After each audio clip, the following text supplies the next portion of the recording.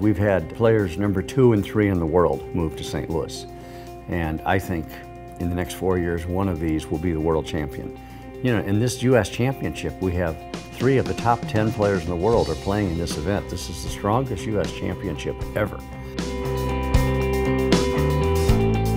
I thought it would be nice to have a chess club in St. Louis, so we started looking for space, and when we saw this space, we knew this was perfect, even though it looked like a dump when we first looked at it.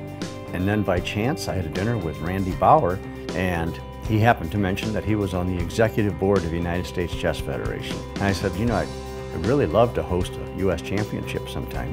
And he said, well, they are looking for a sponsor. And a couple phone calls, and it was done, and that was our first one. And that was, I think, 8 or 9 years ago. I did not expect that we would get great chess players, grandmasters, or even amateur players to move to St. Louis because of the club, but that's exactly what happened. Susan Polgar picked up her entire university chess team from Texas Tech and moved them to Webster University here in St. Louis. Alejandro Ramirez moved to St. Louis to be the coach of St. Louis University's collegiate chess team and has recruited 4 international grandmasters to play on that team as well.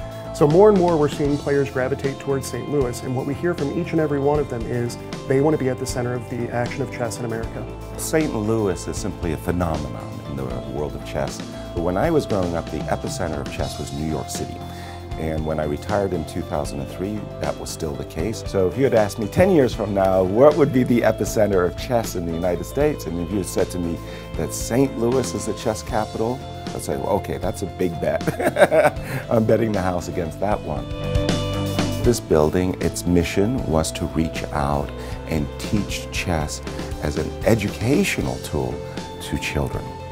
And as they were successful in doing that, they said, well, let's host the U.S. championships. Let's host the junior championships. Let's create a worldwide elite event. Let's do broadcasting and lectures and grandmasters and residence programs. Things are happening all the time. And when you think about our YouTube channel, you begin to get a sense of what our global reach has been.